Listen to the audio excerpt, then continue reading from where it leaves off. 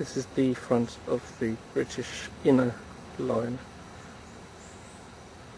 which spreads mainly off in this direction.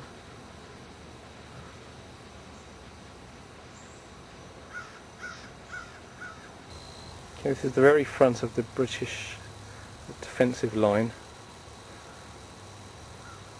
In front is quite a large moat, and then open fields. The tree line is basically where the French and Americans sat initially. It's about 1,000 yards, so 800 odd metres away. And to the in the centre is number 9 Redoubt, and out on the left, which can't be seen, is number 10 Redoubt, and they were protecting the extreme eastern side of Yorktown. The American flag marks the second line of attack of the Americans, which is approximately 300 metres from the edge of the British defensive line. When that was captured,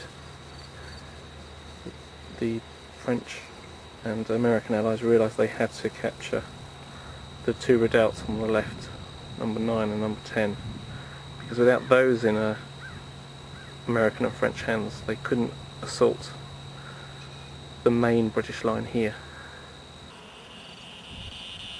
This is Redoubt number 9. It's about 40 metres by about 20 metres in shape. The Americans and the French were coming from that direction, so behind the camera was the main British line of defence. So this was an isolated spot out in the battlefield, being held by British troops. I think just over 100 troops. Right, Redoubt number 10 is over by the tree line. The work in between was done by the Allied American-French forces when they captured it, and they used this as a forward siege line and attacked the British inside their defensive line less than 300 metres away by those 2 trees. So that is the British line of defence where the people are walking.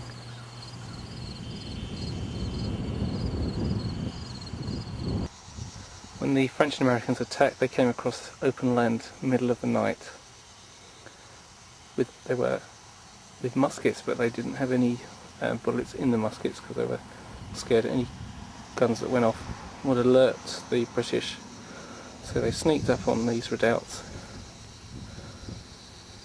climbed over, and within 30 minutes had captured both of them.